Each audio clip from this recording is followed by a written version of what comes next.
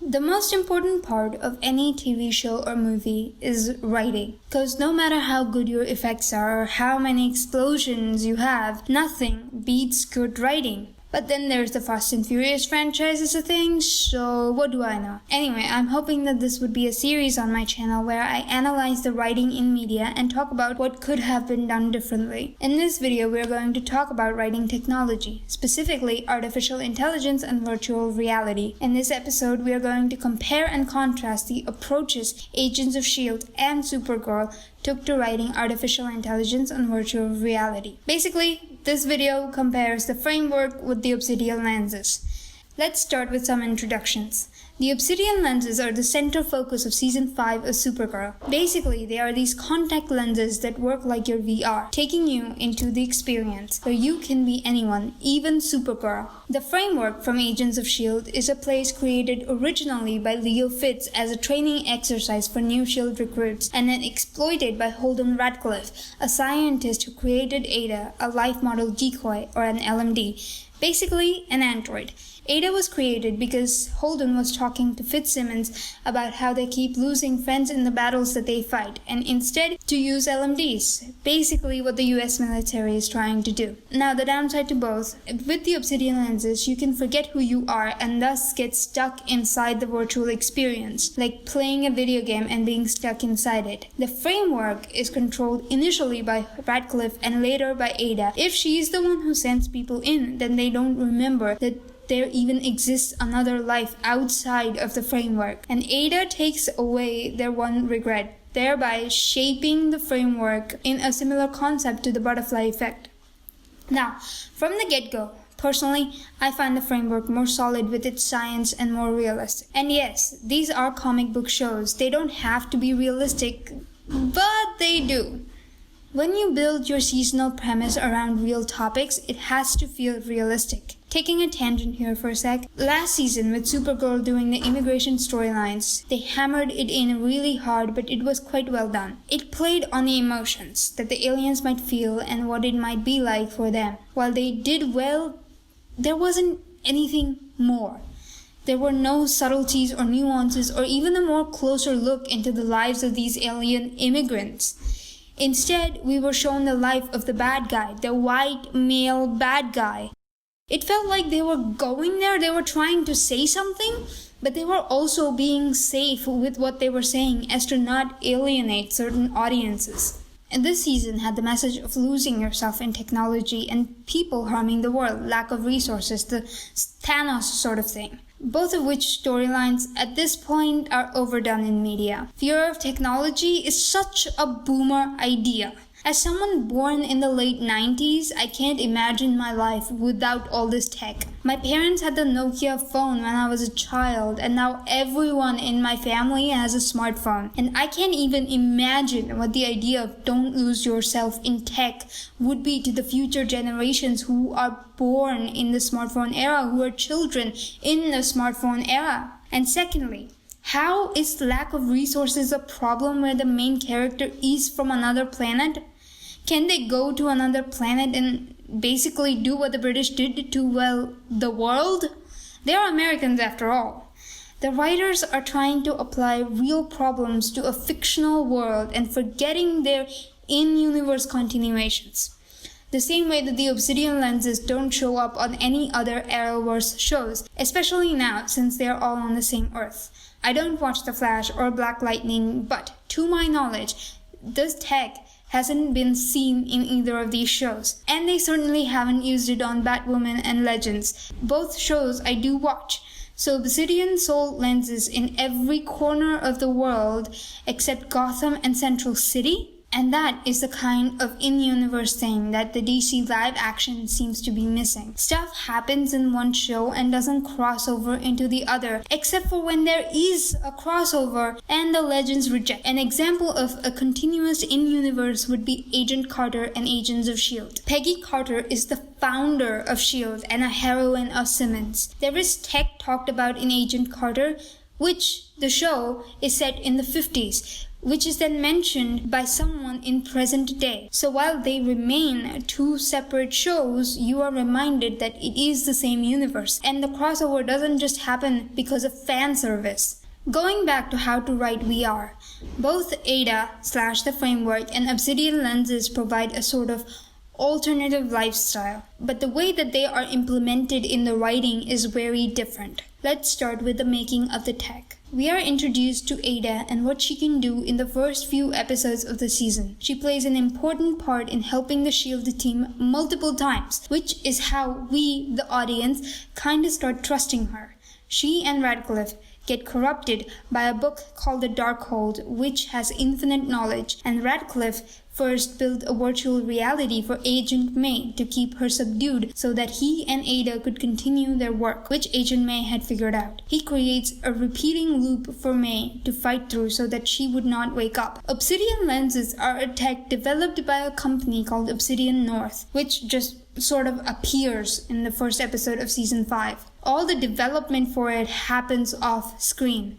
I'm not saying that a main character has to be there to witness its making, but at least the audience needs to be filled in on what it's capable of. The tech is never clearly explained in a meaningful way that we might actually feel that it is challenging for our characters. Instead, the characters run around blaming a businesswoman for making an investment at Supergirl's job. There are times where I forgot that the Obsidian lenses were a plot point. With the framework, we see things from Radcliffe and Ada's perspective. We see inside of the framework. Daisy comments on how realistic it feels, and in the first episode, Gemma is trying to help Fitz with the realism of building the code. We see May trapped inside the framework, and then we see all these other characters inside the framework, how removing their one regret from their life has changed the world around them. So basically, we see the development of the framework. The framework is treated like its own character. There is an element of fear to the framework and the LMDs that Ada creates. The LMDs can download memories and even feelings from the people that they are impersonating, which gives the season a sense of paranoia. If anyone could be an android, is your best friend an android? Is your lover? Inside the framework, because Ada removed the one regret of Agent May's life, the first person for whom this virtual reality was created, the framework becomes a place where S.h.i.e.L.D. fell and Hydra won. Anyone can imagine what that might look like.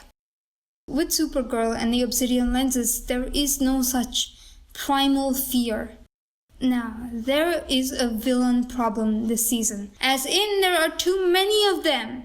Obsidian, Leviathan, Rama Khan, Lex Luthor, Lena Luthor. 4 villains who could just by themselves level whatever's in their path, and yet they fail. Lucky heroes, I guess. Or maybe it's just plot armor, what do I know? There are no stakes here.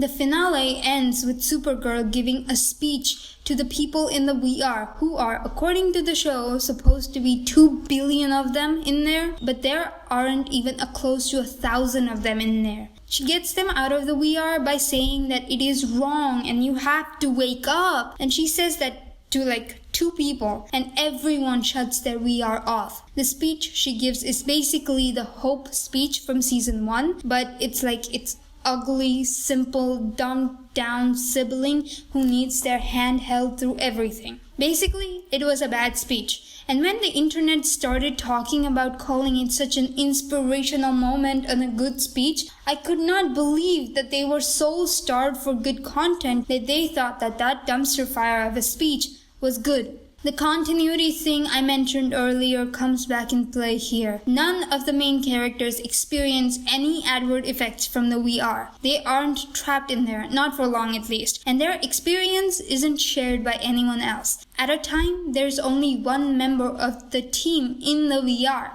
and they are always in control. I'll quickly mention what happened with Alex here so that I don't get complaints. Yes, she got stuck in the VR, but it was only temporary and she was back to her feet by the end of the episode. She didn't learn anything new. She believed the lenses were bad at the beginning and she believed that they were bad at the end. Every character in the show is holding this high moral ground as if they can never make a mistake, and the story rewards them for thinking that way. The story says that they were right all along for not trusting Andrea and Lena, and the story eliminates blame from Andrea by having her be a puppet to Leviathan, so that she personally has no responsibility. On the wiki, it says that Obsidian works by connecting to people's biology instead of acting through a link to their brain, so that they can provide a sensation to the whole body. The whole body that feels through the brain? It's almost like they were trying to be clever and ended up being stupid. The human brain is what processes the information. How are you sensing anything without connecting to the brain? The humans feel touch because of nerve endings which send signals to the brain, which then processes the information as feeling. The wiki uses all of these fancy words which ultimately don't really mean anything. People had to be physically connected to the framework. The Supergirl writers flirt with the idea of getting lost in the VR, but never do anything with it that would affect the main characters. Because we aren't going to see the adventures of the grandma Supergirl gave the speech to. We are here for the story of Supergirl and friends. And since none of them truly experienced the lenses, losing control in the lenses, there was no point. It's like they treated this as a filler episode instead of something that could have been used to challenge these characters to be better. I don't mean the people to be better. They already are at the highest high ground that they can reach. But for their characters to evolve, make mistakes with lasting consequences, and have some character depth, add layers, be human. Character relationships could have been challenged. For example, on Agents of S.h.i.e.L.D., how they make Fitz, the softest person on the team, into a cold-blooded killer, and the effect that has on him once he wakes up from the framework. Evil Supergirl could have been a thing. The idea of the totalitarian Superman that Zack Snyder gave us a glimpse of in Justice League could have been Kara, where Lena and Alex have to work together to remind her of who she is. So, what I would have changed is this. Leviathan is behind the lenses, mostly since they teased it last season, and one by one the characters get stuck into it. Maybe they even try to resist it at first, but in the end, they give in. Leviathan makes Brainy and Jean a part of the machine that controls the lenses. Jean because he's a psychic, and Brainy because he's a 12th level intellect. Leviathan is a club of pioneer people, like the Illuminati. Andrea joins their ranks, and someone challenges her, Ramakan or Gemma. And so, she builds these lenses. We see the development of these lenses. Maybe Lena even helps in overcoming an important part of the mechanism. It finishes development at the beginning of the second half of the season. It is launched into the world and crosses over to Batwoman and the Flash and Black Lightning. People start getting trapped in the VR. Lena figures it out and tries to confront Andrea. Andrea, who tells her like it is. So, now, instead of Lex being an abuser, Andrea is. Not the same, I know, but I don't want Lex in this season. And the fact that by the end of this season, I liked Lex more than I liked any character on the Supergirl team, save Lena of course, just proves how poor the writing has gotten this season. In the meantime, Nia, Jean, and Brainy are taken by Leviathan and used to enhance their lenses. They use Dreamer's powers to make it all realistic, plugging her into the VR as a mother figure or something. Lena reaches Alex and Kelly and they try to go in to rescue them and see the totalitarian dictator Supergirl. Actually, she's kind of like Overgirl without the Nazi-ness. They hide and try to figure out the world. They find the escape hatch that Lena had coded into the lenses and use it to remind everyone of who they are. Alex tries to wake Kara, but it doesn't work. Kara has Alex arrested. Then Lena and the team storm into the quote-unquote White House, and Lena is confronted with Kara.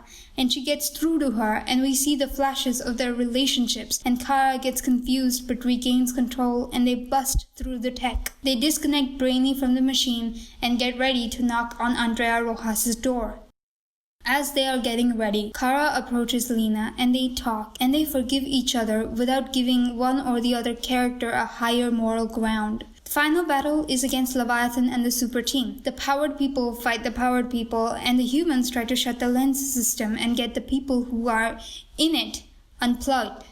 Lena gets the final punch against Andrea and Andrea is taken to jail. Add something for a promo for the next season, like Kara thinking about what she did in the VR, whether it felt good to be in power. And then they could start exploring her god complex. Because, let's face it, she has one. So, what do you think? What do you think of my rewrite of Season 5? Like this video if you agree and subscribe to my channel. I'll see you next time. Sending love. Toodles.